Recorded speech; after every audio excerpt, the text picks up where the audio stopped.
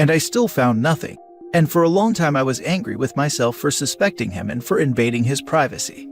We went to marriage counseling and I apologized for breaking his trust in me, and for a little while, all was well. I can't believe I apologized to that lying sack of turd. But that wretched feeling never went away. I tried so hard to get over this feeling that he was deceiving me in some way, and I just couldn't.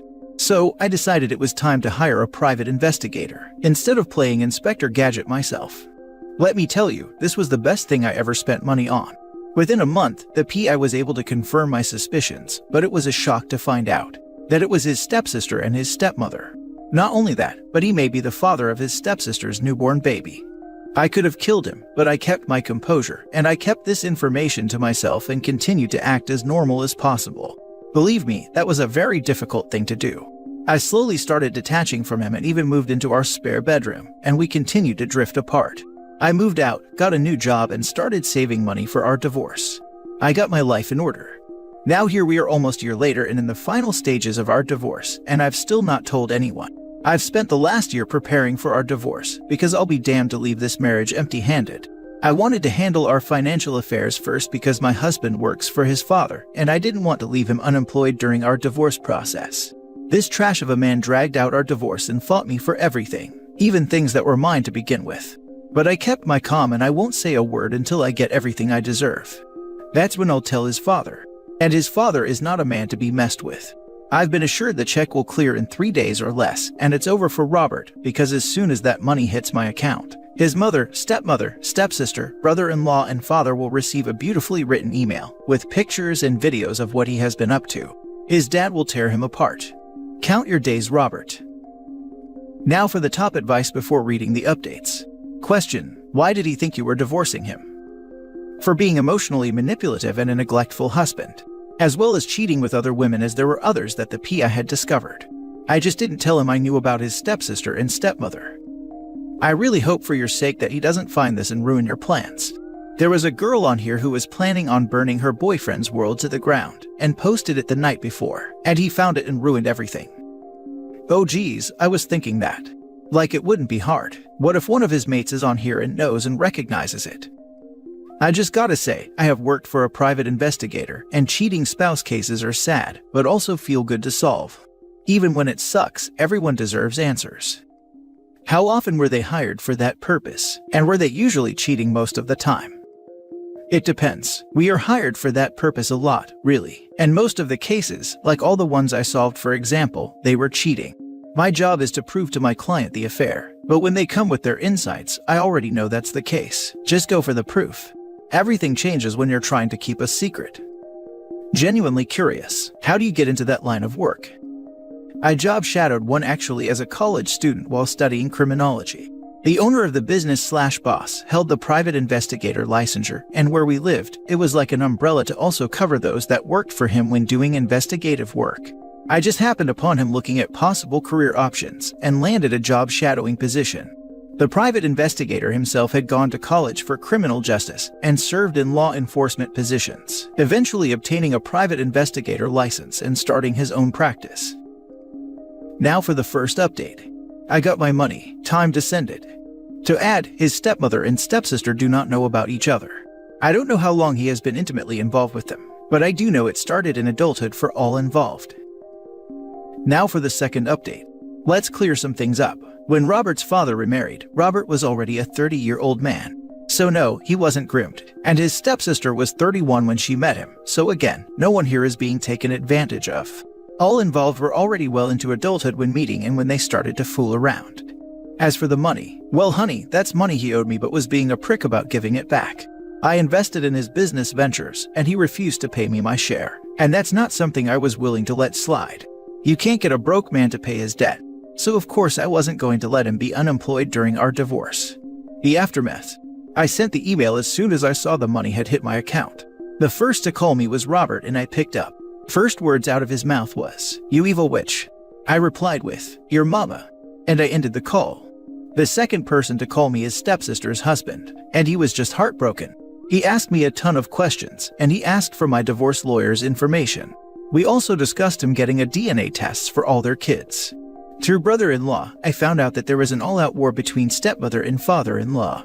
He tried to kick her out, but she locked herself up in the bedroom. While father-in-law was throwing her things outside, stepmother-in-law called her daughter for help. At some point, stepsister and stepmother got in a fight. The fight was so bad that the neighbors called the police. In the scuffle to separate mother and daughter, they hurt one of the police officers and were arrested. They are still in jail because neither of them has anyone willing to bail them out. The following day, I got a call from Robert telling me that his daddy almost ran him over. So he wanted to come stay with me because he's scared that his daddy or brother-in-law will try to beat him again. Robert is scared to go home. His dad and brother-in-law are pretty much camped outside of his place and have already jumped him twice. Robert is terrified. He tried to stay with his mother, and she told him that he had made his bed and should now lie in it. FYI, I am not done with Robert yet. I've got more planned for him. You should let him stay with you and invite the father-in-law and the brother-in-law. Then go to the supermarket. Go and grab a bag of popcorn. And have their fight destroy my new home. I think not. OP, if they did something to him, you'd be liable for inviting them in, knowing they attacked him already. Don't care if it's real or not. I'm getting popcorn ready for the next episode. This kind of thing is the closest I get to watching trashy reality TV. I freaking love it. Oh crap, that hits close to home for me. I never watch reality TV, but I have this sub as a favorite to scroll every day long. He's really asking the woman he cheated on and dragged through a messy divorce if he could stay with her. This man seriously has no self-preservation instincts. Real or not, I'm freaking invested now. My ex-boyfriend called me 4 years later to cry about his girlfriend of 2.5 years breaking up with him and keeps sending me pics of him and his dog and asking for my help for things. I haven't replied to any of the messages or looked at them aside from the thumbnail my phone gives when I receive them. He cheated on me in the 3rd year of our relationship, and I forgave him and dated him for another year. When he called me out of the blue to say, "I'm not sure I want to be with you," then said he needed a week to decide. I called him the next day and broke up with him, and he threw a fit because he said to give him a week. Some people are shameless. I had an ex that emailed me, that we were taking a break and that he would contact me when we would talk again. For context, he was living out of town and told me he would reach out before he was due to come to town again to see if we would talk about our relationship. Called me a week later upset that I didn't try to reach out. I told him, if anything, I was just following what he told me. He asked, "So, are we going to get back together or what?" My reply was hanging up on him. They really are shameless. Now for the last story. Update. I found out that I'm the other woman. I told the wife. Original post.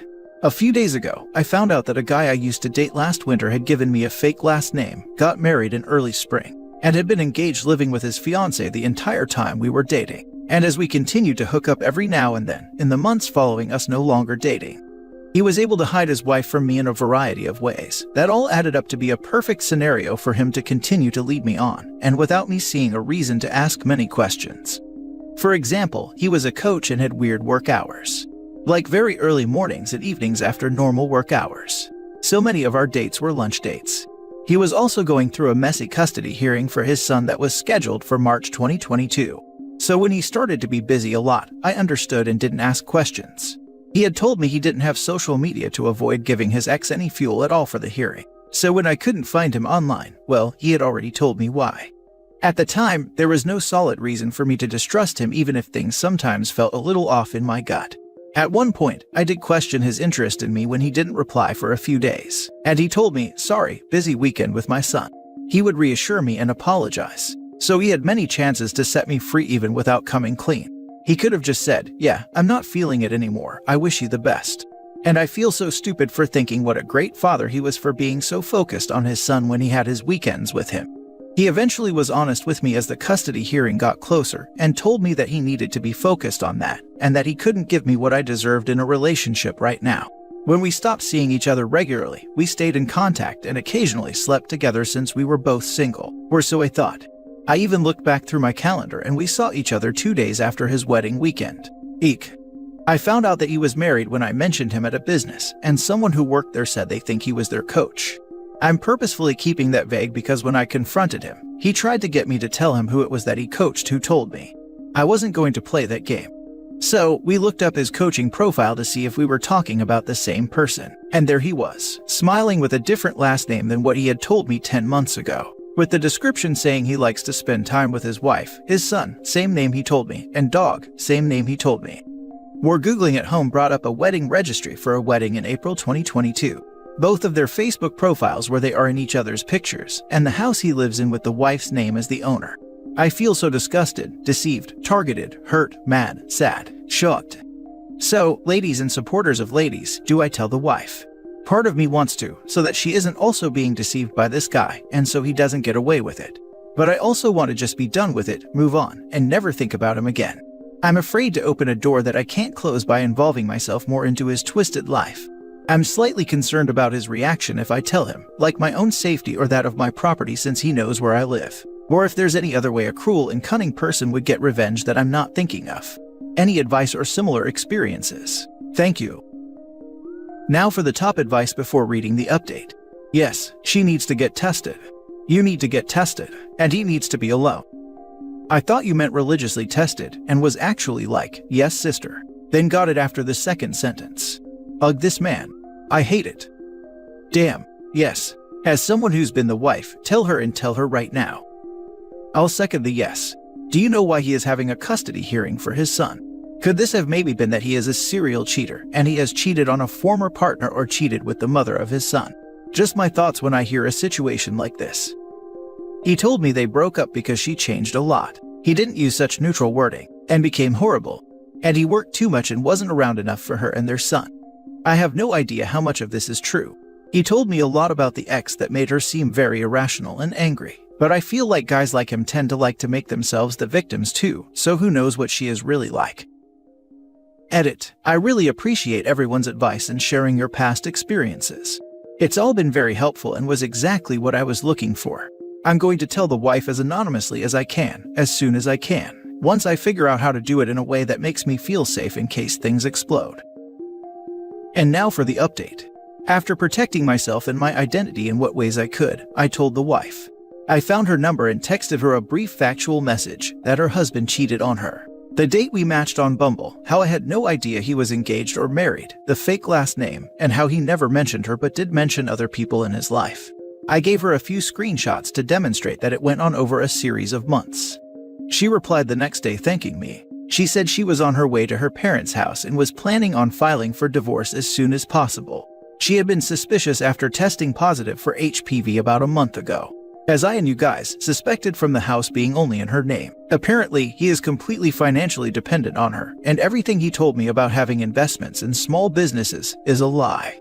I also found out that in addition to a fake last name, he gave me a fake phone number too. She cautioned that he may try to retaliate once she gives him the news, and she will message me before she gives him the papers, so that I can go to a friend's house for a few days if I feel the need. It's been a stressful and emotional past few days. I'm upset that men like this exist, but proud of myself for telling her. Thankful to my friends and to all of you who encouraged me to tell her. Proud of her for leaving him. A little bit scared of what he will do. Sweet baby Jeebus. I'm so overjoyed to see two women taking care of each other instead of one placing blame on another who tried to do the right thing. You two are a wonderful example. Love this. I found two overseas best friends this way. Found out my ex-boyfriend had cheated on me with a plethora of girls, a few overseas who obviously didn't know him day to day. I legit created a group chat and added like 12 to 15 girls and explained I had an engagement ring on and we'd been together just over a year. After one of them messaged me genuinely terrified I would be fuming with her. I'd left him but didn't want them getting hurt. Not one of us was angry at the other. A few just moved on, but I ended up with two American besties who even helped me make the last few messages I sent him with facts from them to prove his cheating. Not one of them knew about me. I can't be pissed at them for that. I'm glad she's giving you the updates along the way so you can protect yourself. Sorry you have to go through this and happy that you're on the other side now. That's awesome, the wife seems chill about it. Maybe she already had suspicion of him doing it. Also, damn though. If she says he might retaliate, that's messed up. Stay safe. Good on you for outing a D-head. It's hard to say from just a short post. Based on what we were told in my own very unfortunate experiences, I would peg this guy for a narcissist. They distort reality and manipulate people at will in such crazy ways. When you call out the truth, you're assaulting them. It's extremely irrational, which is why it's so hard to manage. So if you hit them hard enough or enough times with truths that attack them and their false realities, they lash out. because in their world you're the enemy, and their actions are justified. My ex tried to start a fight with a lady in the airport one time because she was rude to her. The lady realized she struck a nerve with my ex and just kept needling her. I thought they were both acting like ignorant jerks. Bunch of grown women acting like children in public. When I told my ex I was embarrassed, she got mad at me. My mind was blown that she couldn't understand my point of view. Two 30-plus-year-old women fighting because someone cut in line. Here's some humor to close it out. How do you know a narcissist is lying? Their lips are moving. I started saying, just because you say it doesn't make it true, to my ex right before I vanished from his life. He never had anything to come back with on that.